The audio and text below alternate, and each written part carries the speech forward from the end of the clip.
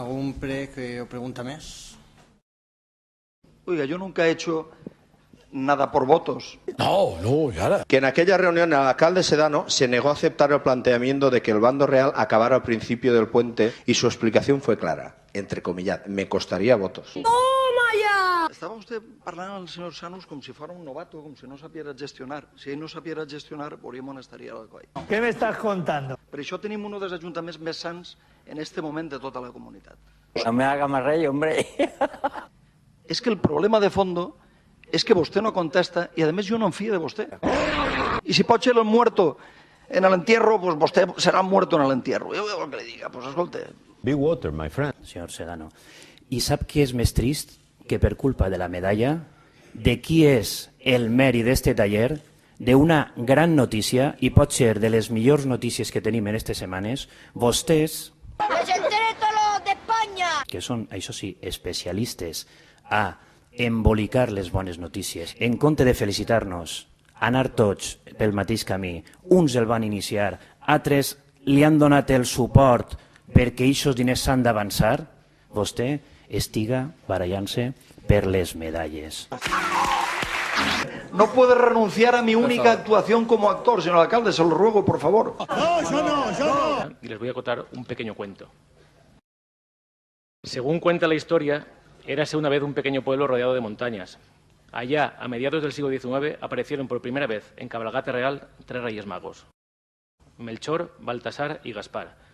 Fue tan grande el recibimiento que los 3 reyes prometieron repetir su visita todos los años cada 5 de enero. Y no faltaron a su promesa.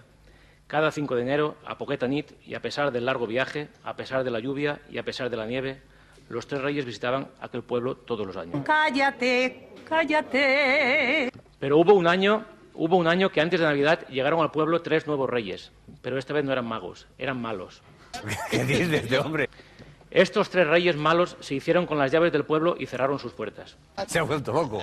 No querían que el pueblo mantuviera su ilusión. Pero los niños del pueblo se unieron y empezaron todos a escribir cartas a los Reyes Magos. En ellas solicitaban un regalo especial.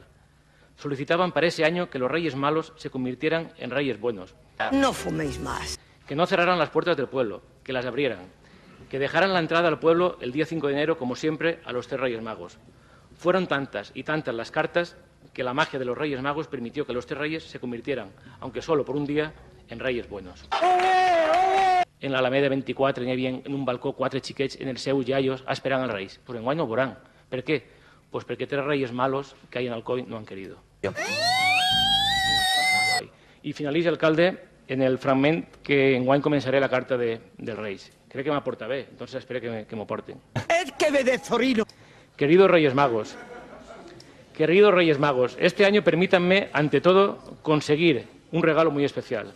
Quisiera pediros que consigáis convencer a quien corresponda de mi ciudad a que permita que desfiléis por donde lo habéis hecho en los últimos años y que ningún niño alcoyano os eche en falta. No sé si ha portat bé, però cada pleno va superant-se. Pobre xic. Això ja no pot ser días de vino y rosas, això ja s'ha acabat. I estos 450 arcos, això ho pague jo. Yo ho pague yo, gracias. Com demana avui així que es gastem més diners i estiguem parlant dels temes tan greus que tenim en serveis socials? Que no os da vergüenza de nada. Això són tot factures seues sense consignació pressupostària. Si vol, adjuntem una còpia també. Me río por no llorar. Però no es dona compte vostè que nosaltres no podem mantenir el ritme de vida que vostè portava, del núvol en el que vostè vivia? Tú se das cuenta que así no, que no va bien. En 11 anys del govern del Partit Popular, mai, fins a febrer del 2011, pocs mesos abans de les eleccions locals, no s'havia demanat mai cap tipus de taller ocupacional. Tinc els paperots que m'exploten ja. Però sí que hi havia diners per a pagar tots aquests advocats que estem pagant de rotllos com la Rosaleda. I sí que n'hi havia diners per a tots els sobrecostos del Calderón, de la Generala, de la Rejola, d'Etra, de Subús. Per això sí que n'hi havia diners, però per a demanar durant 11 anys taller d'ocupació no. I per a fer aquests viatges suntuosos i aquestes dietes també hi havia diners. Molt en el seu estil, tant en l'oposició com en el govern, es dedica a desqualificar.